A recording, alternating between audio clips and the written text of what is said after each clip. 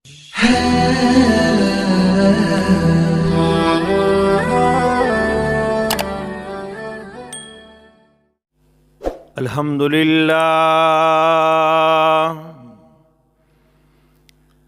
لله نحمده ونستعينه ونستغفره ونؤمن به ونتوكل عليه ونعوذ بالله من شرور أنفسنا ومن سيئات أعمالنا.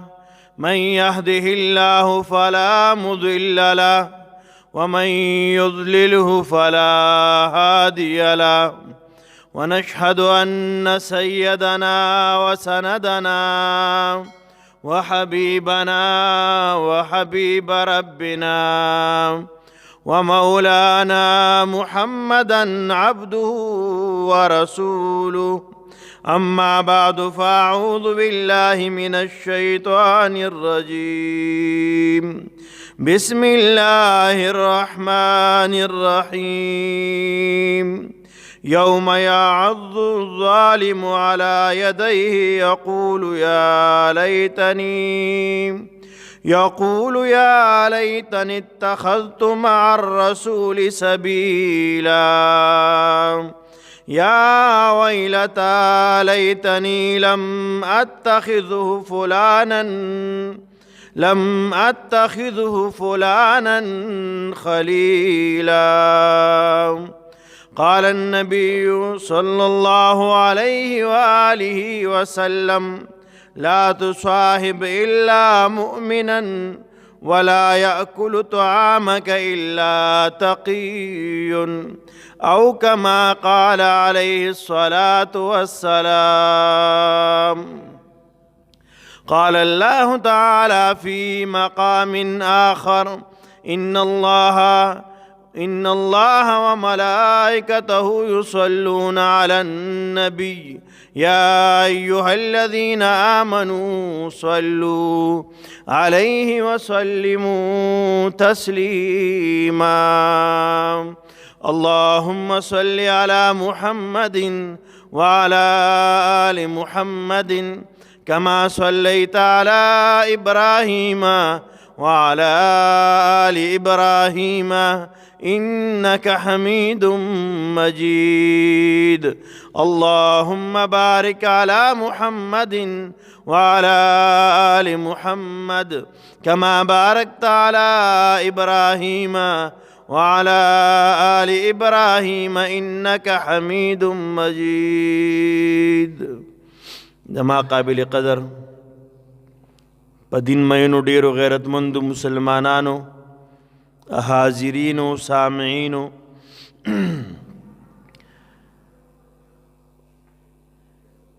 الله رب العزت د انسان د تربیت د پاره د قیامت د ورځې یو عجیبه نقشه هغه ذکر کړی دا. قرآن عظیم کې الله رب العزت فرمائی په سورۃ فرقان کې: یا ویلتا لیتنی لم اتخذ فلانا خلیلا. چې د قیامت ورځ ده او د انسان د خپلو ملګری په وجه باندې، د خپلو ملګرو په وجه باندې د هغه د عمل د وجه نه انسان جهنم ته رواني. ځکه کوم انسان چې ملګری سم دي د ده به د قیامت په ورځ د بخشش ذریعه ځکه کیږي د ده به عمل سمي. چې چا ملګری خراب دي، روان دي، بیکار دي، داوی عمل مو سره خرابېږي. ځکه د انسان باندې د بل کس د اعمالو اثر خامخا کیږي. مونږ پښتانه اکثر وایو د عطر فروش سره که کېناستې عطار سره عطر خرڅوي، خوشبو خرڅوي، د هغه سره کېناستې که خوشبو وانخلې نو کپڑے به د خوشبودار بین کوي خامخا، ځکه لږ ساعت په دې کمره کې خوشبو پرته وي، ته سره لږ ساعت ایثار شوې، بیا د بدن د کپړو نه هم د خوشبو بین خیږي. او دا قرنګې مونږ پښتانه وایو که د بټیاري سره کېناستې که کپړې دې ونه سوځېدې خو توربین به تورېږي به خامخا، د لوګو بین به دې خامخا خیږي. اول خدا دا چې د بټیاري سره کېناستو نو کپړې به دې لازمي سوځي، ځکه دارې کېږي د بټۍ نه، د اور نه سکروټې هغه دارې کوي. نو که بالفرض کپړې دې ونه سوځېدې نو کم سے کم دومره خو لازمي ده چې ستا کپړې چې کومې دي دا به تورېږي او د لوګي بین به خامخا کوي. او که دارنګې د عطار سره کېناستې نو که ځان له عطر وانخلې نو کم سے کم کله کله هغه چې شیشه ډکه کړي نو هغه لږ شانې چې پاتې شي د ملګري سره کم خواته څوک ناست دي په هغه باندې پرش کړي. بهرحال محترم معارض مې دا کو، الله رب د قیامت هغه نقشه ذکر کړې ده چې د قیامت په ورځ آخر چې کم جهنمیان دي هغه به افسوس کوي کاش ما پلانکی ځان له ملګري نه وی ګرځولی. قرآن کې فرمای یا ویلتا لیتنی لم اتخذ فلانا خلیلا، کاش افسوس چې ما دا پلانکی ځان له ملګري نه وی ګرځولی. نن داغه د وجې نه داغه عمل ورانو زما ورسره عمل وران شوی و، دا یې د وجې نه نن زه جهنم ته روان یم. او حدیث مبارک کې راځي جناب نبی کریم صلی الله علیه وسلم نه ابو سعید خدری رضی اللہ تعالی عنہ نقل کئی. دا حدیث مختلفو الفاظ سره نقل دی. امام ابو داود رحمہ اللہ، امام ترمذی رحمہ اللہ دوان دا حدیث ذکر کر دی. فرمائی جناب نبی کریم صلی اللہ علیہ وسلم ارشاد فرمائی لا تصاحب الا مؤمنا، ته ځان له ملګری جوړې نو داسې ملګری ځان له جوړ کړه چې مؤمن دی، هغه دیندار دی، مؤمن دی، ایمان والا دی. ځان له فاسق فاجر سړی ملګری مه جوړوه. فاسق هغه بنده، فاجر او فاسق هغه کس چې ښکاره ګناه کوي، دې ته فاسق او فاجر وایي. ښکاره ګناه والا علی الاعلان ګناه کوي، دروغ ښکاره وایي، غیبت ښکاره کوي، دارنګې نور داسې لوی واړه ګناهونه کوي چې هغه علی الاعلان د خلکو په مخ کې کوي. داسې کس نه د ملګرتیا نه ځان ساته. ولې د ده ملګرتیا به تام په دغه ګناهونو باندې عادتوي، ته به هم په دغې باندې اموخته کېږي. بهتره خبره څه ده چې ملګری ځان له جوړې، صحیح مؤمن سړی ځان له ملګری کا. اوس ما ته خپل ملګرو ته سوچ وکړو د چا سره متعلق دی، د چا سره ملګرتیا ده، ناسته پاسته ولاړه گپ شپ د چا سره دی. حدیث مبارکو کې راځي چې داسې خلکو جناب نبی کریم صلی الله علیه وسلم صحابه کرام تپوس کوي اذا الله رسوله مونږ ځان له څنګه ملګری جوړ کړو، څنګه کس سره ملګرتیا وکړو. جناب نبی کریم صلی الله علیه وآله وسلم ته درې نښې ښودلې دي. یو هغه کس چې د هغه سره ته کښېنې د هغه په لیدو باندې تا ته الله در یاد شي. څه کېږي؟ دا په لیدو باندې تا ته الله در یادېږي، چې هغه ویني تا ته مونځ در یاد شي، چې هغه ویني د الله د پیغمبر طریقه در یاد شي، چې هغه ویني تا کې حیا راشي، چې هغه سره ملاقات کېږي چې تا کې د احکاماتو منل پیدا شي.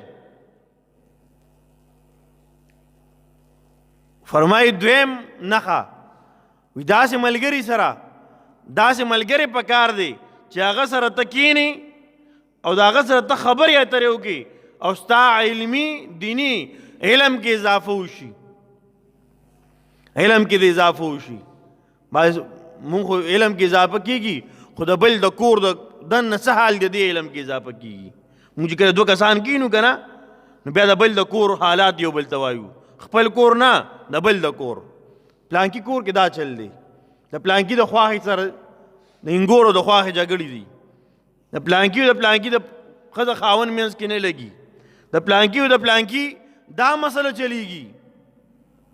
دا غیبت دی، که پکې نه الزام دی ډېر لوی نقصان دی.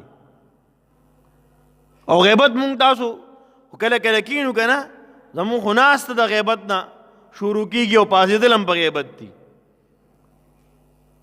احادیث مبارکو کې راځي الغیبة اشد من الزنا. زناکار ته موږ څومره بد نظر سره ګورو، دا زناکار دی. د بل زنا ته بد ګورو، دا د پلانکي دا زنا وکړه، دومره بد عمله دی، بد کرداره دی. خو موږ چې کم غیبت کوو، دغې ګناه دی ګناه دی، دا غیبت دی زیاته ګناه ده، هغه کوو، هغې ته موږ ګناه نه وایو. ورداسې اعمال چې هغه انسان کوي او دی ورته بد وایي، یو وخت داسې راشي دې نه دې توبه وباسي. ولې زه ګناه کوم او خو ته بد ورته ویم، ګناه ورته ویم.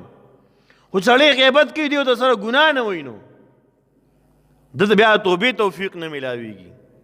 ځکه ده خو خو پلانکي چلو ځکه مې وی که نه، یاره پکې ته ځکه یې وایو. لا بعضې مونږ بعضې دینداره خلک چې خپل منځ کې کیني، یو خدای دې په غیبت کې نه راولي، خو دا پلانکي کار داسې دی.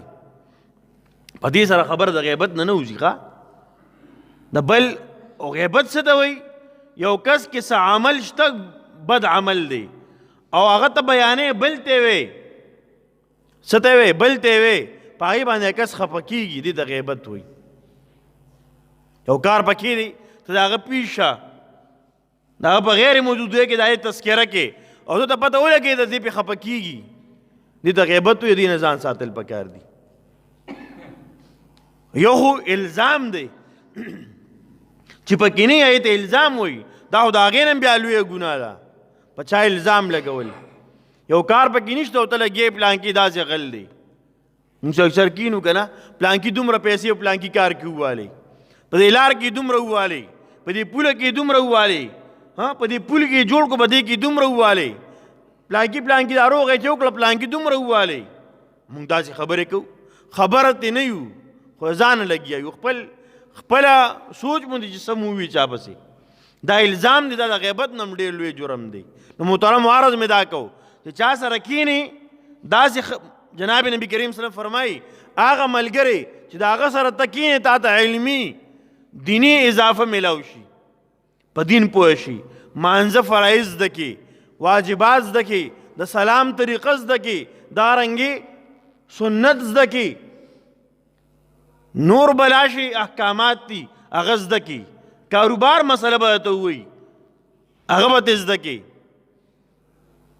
یو خو زمونږ خلکو دا خبره ما مخکې به پرې ویلي وو، مونږ چې چا سره کینو اکثر څوک تپوس وکړي، مسئلې تپوس وکړي، مولوي صاحب دا پلانکې مسله څنګه ده، نو هغه لا مسئلې تپوس نه یې کړی چې خوا ته صاحب به ناست دي، نو مخکې سره به هغه جواب ورکړي. بس دا خو داسې ده که نه، د ځانه غلطه به ووایي. پرون نابل یو ځای کې میلمانه وو، یو ملګري تپوس وکړو چې صاحب زه دومره لرې راځمه، 171 کیلومتر فاصله ده، زیاته ده تقریبا. زه چې دلته راشم، دلته مې کاروبار دی، خو زه اکثر یو څو ورځې له راشم، د 15 ورځو اراده مې نه وي، او زه بیا واپس ځم کلي ته. نو آیا زه به د سفر مونځ کوم او که نه پوره مونځ به کوم؟ نو لا مسلې تپوس نو پوره کړی، سوال یې نو پوره کړی. خوا ته یو کس ناست و، وایي چې کله واپس ځې نو بیا به وي څه کې، بیا به پوره مونځ، بیا به د سفر مونځ کې، د 15 ورځو نه کمه اراده دې کړې ده، نو بیا به د سفر مونځ کې. نو مفتی صاحب راسره و، هغه ورته وایي حضرت مسله دې غلطه وکړه، مسله دې غلطه وکړه، چې خبر نه مې وایه که نه. او شریعت حکم څه دی؟ ستا چېرته کاروبار دی هلته دی خپله دیره ده یا د کوارټر دی یا د اوسېدو هلته دکان دی خو هلته ستا د ټول عمر د کاروبار نیت دی. داسې نه چې ته دا دکان کې و یا دا کاروبار کې ته وایې چې یاره 2-3 ورځو له راغلم 2-3 ورځې ځان له دکان چلوم بیا به خرڅوم واپس. ستا نیت خو د ډېر عمر وي که نه چې ډېر عمر به دا دکان کوم. نو طریقه دا ده چې کوم ځای کې ته پاتې کېږي عارضي طور دا وطني عارضي یا وطني عارضي دی ستا ته به دې کې اوسېږي عارضي طور باندې. وطني اصلي ستا هغه دی چې کوم ځای کې ته ستا قیام د مخکې نه دی ستا خپل کور دی خپل جایداد دی خپل بچي دی کوم ځای کې اوسېږي دا وطني اصلي دی. اوس یو سړی په پینډۍ کاروبار کې هلته غټ دکان دی څه تجارت دی څه کاروبار دی او دی لاړه خو صرف دې لاړو چې واپس به راځم بل واده دی هغې له به راځم 8 ورځې پس 10 ورځې پس 2 ورځې پس نو دی به دغلته بیا پوره مونځ کوي دی مسافر نه دی ځکه دغلته د کاروبار دی عارضي ته ورته هلته د رهایش دی. نو عرض مې دا کو اکثر تپوس سړی وکړي نو د خوا د چې کوم کس ناسي مسله به هغه ویلي او بعضې وخت کې سړی د حیا د وجې نه د هغه بېعزتي پې کېږي سړی چې ته غلی شي بس او د څه ووینو دا د ټیک ووینو ځکه دا په مخ ویلي سړی نه شي چې دا دې غلطه ووي دا مسله په مسله نه پوهېږي غلی کښېنه. عرض مې دا کوم محترمو جناب نبي کریم سلم دویم نښه ښودلې ده چې چا سره کښېنې تا ته علمي دیني فایده میلاو شي.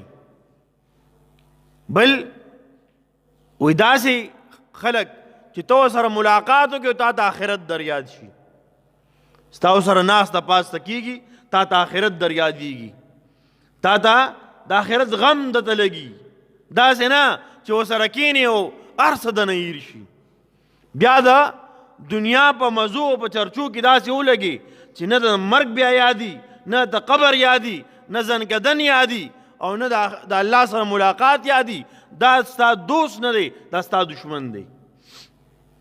هر سړی خپل ګریوان کې سوچ وکړي زه هم او تاسو هم بهی زما ناسته ولاړه ګپ شپ تعلق د څنګه ملګرو سره دی که داسې ملګري چې زما نه مونځ پاتې کوي داسې ملګري زما نه ذکر پاتې کوي داسې ملګري زما مجلس زما گفتار او کردار خرابوي چې یو کس سره 2 ورځې ژوند تا تیر که او هغه د کنځلو عادت پکې سوال نه پیدا کېږي ته په 10 ورځ په 6 ورځ ته کنځل شروع نه کړي لازم به ته هم کنځل کې او چا چې ملګری د سره دی یو څو ورځې سره وخت تیر که چې هغه ذکر کوي یو څو ورځې پس به تا سره په لاس کې تسبیح ته به هم ذکر کوي چې ستا ملګری د نشې عادتي دی څو ورځې پس به ته خامخا نشه شروع کوې سوال نه پیدا کېږي ستا ملګری دی ته دې ورسره ګرځې په تا دې اثر ونه کړي څه نه څه درجه کې برباندې خامخا کوي ګینې یو وخت به داسې راشي که شروع یې نه کړي بد به ورته بیا نه وی مړه ښه شی دی بس یې په دام ښه شی دی نو خلک یې کوي نو ډېر خلک یې کوي پرېږدوئ بیا به یې بد نه شي ویلی یي به غلط شي زه او ویې به ورته ټیکه دا د ماحول اثر دی چې څنګه ماحول څنګه ملګري سره کېناستې هغسې برباندې اثر کېږي که هغه هر څنګه طبقې والا خلک وي په دې دغه باندې سوشل میډیا باندې یو ملګری پټکې والی دی عالم دی الله دې ورته پوهې نصیبه کړي د یو پارټۍ سره تعلق دی اوس د دې دپاره چې په ترنم کې په خوږ اواز باندې سړی ګانې بجانې وي یا بېهوده الفاظو سره اشعار وي د هغې د جواز دپاره دلیل څه پیش کړي وایي تاسو چې اذان په ترنم کې په خوږ اواز کوئ وایي دا جي بس د دې سوچ ته د سلامي ولې د غلط خلکو سره تعلق دی دا خلکو سره تعلق دی چې هغه د هغوی ډول او باجې او سورنا ته دوپړې او رباب ته څه وایي وایي دا د پښتون شعار دی کوئ اول خو یې پرېږده مې کوه که کینو کوئ خو د پښتون پسې خو یې مه تړه که نه د پښتون شعار یې مه ګرځوه دا د ثقافت نه یې د پښتون ثقافت حیا ده ورته یې وښیه د پښتون ثقافت د بل د خور او د مور عزت دی به ته وښایه. د پښتون ثقافت د ژبې نه ښکلي الفاظ ایستل دي، درانې او خوږې خبرې دي، ورته وښایه. که لیډر یې خپل قوم ته دی وښایه، خپل د پارټۍ خلکو ته دی وښایه، او که عالم یې خپلو مقتدیانو ته دی وښایه. وی اذان په څه کې به ترنم کې مونږ کوو، وی ځکه وی دا مو سره جایز دی. بیا څه وایي؟ وی تلاوت چې مونږ په ترنم کې کوو، نو د الله ولی که تلاوت کې او که اذان کې دواړه د الله بڑائی بیانې، د الله بڑائی بیانې بېشکه په ترنم کې بیان کا، پیغمبر هم بیانې بېشکه نعت وایه ترنم کې بیان کا.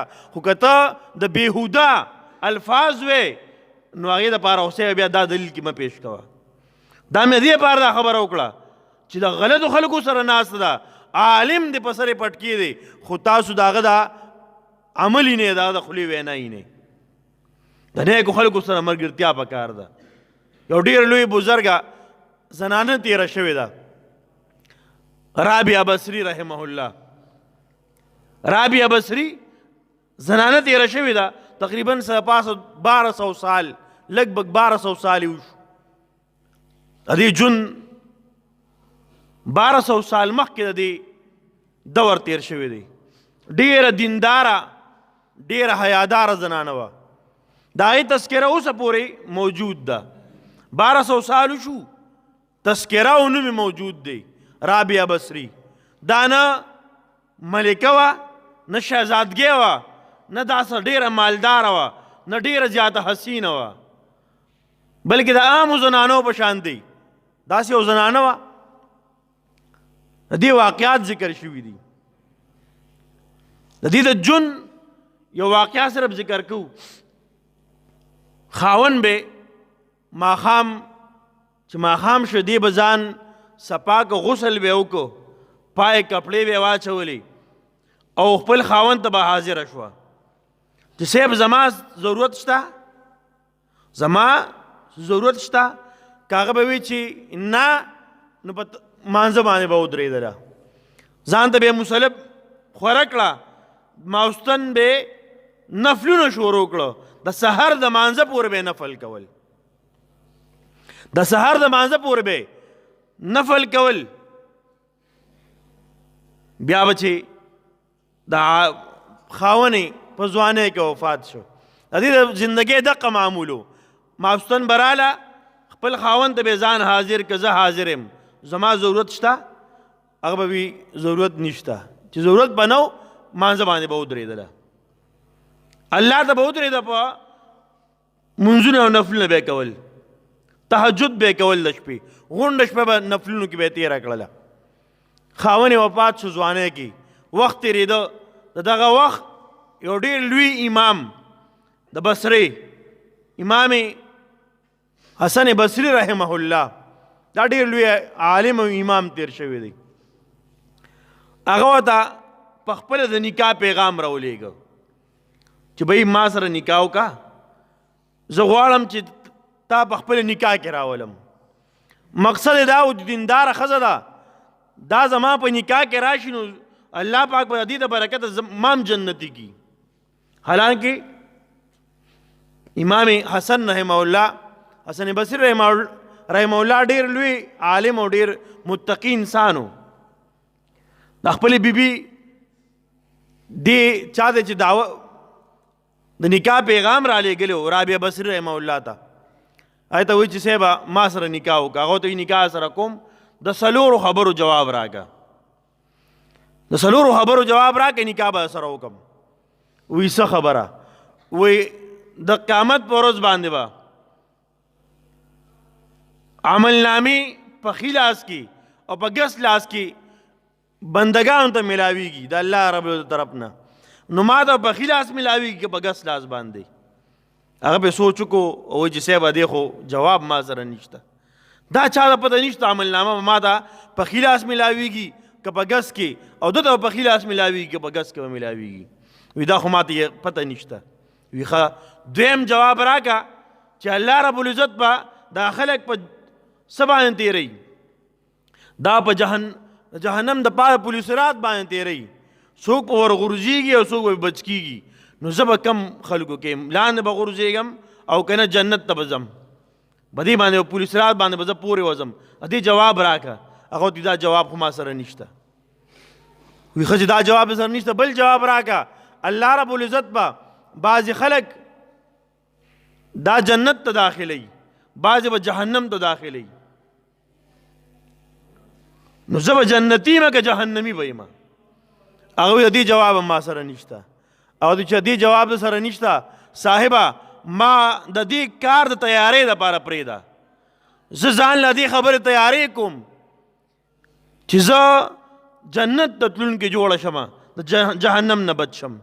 زه پولیس رات پار کمه په هغې اخوا واوړم جنت ته، لاندې ونه غورځېږم. عملنامې میلاویږي چې ما ته په ښي لاس کې میلاو شي، هسې نه په ګس لاس کې راته میلاو نه شي. دغه دپاره تیاری کوم. لہذا ما سره د واده دپاره د نکاح دپاره وخت نشته.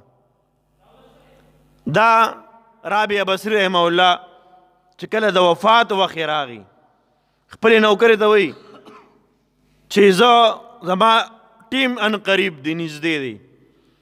زه چې کله وفات شم ما ته به د خپل څادر کې کفن راکې، په دې کې مې کفن کې چې کم څادر به مانځه ته ودرېدم، تهجد ته ودرېدم، په دا مې ځان نه تاوه، په دې کې به ماله کفن راکوي. یو څو کسانو ته به ویناو کې سره شپږو کسانو ته چې صرف زما جنازو کې اوښه غمیږي. خلکو ته وینا ډېرې مه کوئ، ایساروئ مو، زر تر زر به تیاره تیاره کې دفن کې. چې کله وفات شوه دقسې وشو. سبا خلک خبر شو، ډېر خفه او دې نوکرې ته یې ویې کومې نوکرې وه چې دومره لږ انتظار به دې کړی، مونږ یې په جنازه کې شرکت کړی. دا خو ډېره نیکه ښځه وه، نیکه بیبي وه. خوب کې دا خپله نوکره ییني، ډېره ښایسته لباس ورته یې اچولی دی. ورته وایي بیبي هغه لباس خو ما ونه لیده، تا چې کوم څادر اچولی و کفن کړی و ستا دپاره هغه څادر ما ونه لیده. هغه چې الله رب العزت ځان ته ودرولم، ما نه تپوس وکړو، ما ته یې وی چې تا چې کم په کومه څادر کې او کومو کپړو کې دی تا ما ته ودرېدلی وی، تهجد دې کول، نفلونه به دې کول. دا به د قیامت په ورځ چې کله زه حساب کتاب کیږي او د نیکو او د ګناهونو چابړې ای نو په هغې تله کې به اچوم چې کوم د نیکو تله ده، دا به نیکۍ په تله کې اچومه، په دې به ستا د نیکو چابړې درنیږي. وی ما نه هغه لباس لرې که جنت لباس یې راکه. وی په قبر کې د منکر نکیر څه عمل وشو، قبر کې سره سم عمل وشوه. وی ما نه تپوس وشو چې من ربکې، رب دې څوک دی؟ وی ما ورته وی چې ما 40 کاله کې خپل رب نه دی هېر کړی. 4 فوټه یا 4 لاسه زه د ځمکې نه ښکته رالم، ولې ما نه به رب هېر شوي؟ محترم وارد مې دا کو، داسې دینداره زنانه، هغه یو دومره نیکه دینداره چې د وخت امام دی، خپل ملګری جوړوي، شریک حیات جوړوي، د څه دپاره یې جوړوي چې زما په آخرت کې مغفرت وشي. ما تاسو ته په ابتدا کې په خطبه کې آیات ذکر کړی، تلاوت کړی چې د قیامت په ورځ به جهنمیان وایي کاش چې ما دې سړي سره ملګرتیا نه وې کړی. نو په دنیا کې ملګری ځان له نیک خلق ملګری کول پکار دي. او ما کوم حدیث ذکر کړو جناب نبی کریم صلی الله علیه وسلم نه ذکر دی، نقل دی، فرمای چې تاسو ملګری ځان له مؤمن سړی ملګری جوړ کې، دینداره مؤمن سړی ملګری جوړ کې. او تاسو دی ولا یاکل طعامک الا تقی، او خپل خوراک مخوره مگر په تقوادار سړي باندې. مونږ چې وایو که نه د هندوانو مال څه خوري؟ بامبړان. پخوا به خلکو داسې وایي که نه د هندوانو مال وي بامبړان خوري. نو د نیکانو خلکو مال دا نیکان خوري. پوه شو؟ ستا په درستخان باندې بدعمله خلک ناست دی، ستا په درستخان شرابیان او زناکار خلک ناست دی، یا ستا غم خاده کې واده وینا چې مونږ کوم مونږ خلکو ته کوو چې کوم سړی دین نه پیژني، هغه ته اکثر پوټې سر کې کیدو وی سیب ته لږه شان دی غوړی جوړه کوئ. نو چاله کم سیب له غوړی جوړو چې 15 وخته مونځ کې د سره نه حاضر، او چې کم دیندار خلک دي اکثر ورته وینام نه کوو، مړی دا بیا زموږ مجلس خرابوي.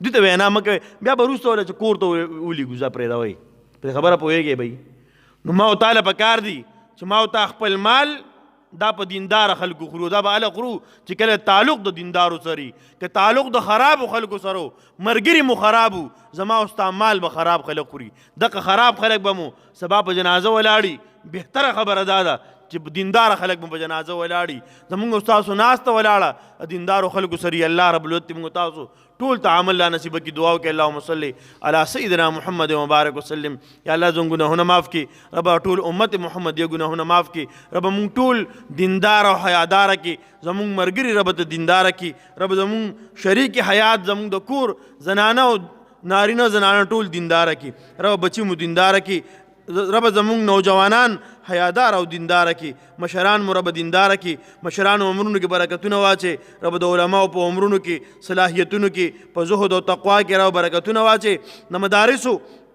رب ته امداد نصرت او مدد وکړي د مساجدو امداد نصرت او مدد وکړي داسې ملک کې رب یو چې پای کې نن رب مساجد روانېږي د مدینې ریاست دی او مسجد مدینه مسجد پکې رب روانېږي داسې مشرانو موږ ته محفوظ وساتي رب داسې مشرانو د عمل رب ته په امن کې وساتي رب خلاص کې دی رب داسې خلک روک کې د ملک نه چې کوم د مساجدو دشمنان دي چې کوم د مساجدو دشمنان دي د دین دشمنان داسې خلک رب زموږ د مشرۍ اهل او قابل نه دي رب زموږ مشران دینداره کې موږ دینداره کې مشران مو دینداره کې دنیا آخرت مو ښایسته کې وصلی الله علی خیر خلقه محمد و آله و صحبه اجمعین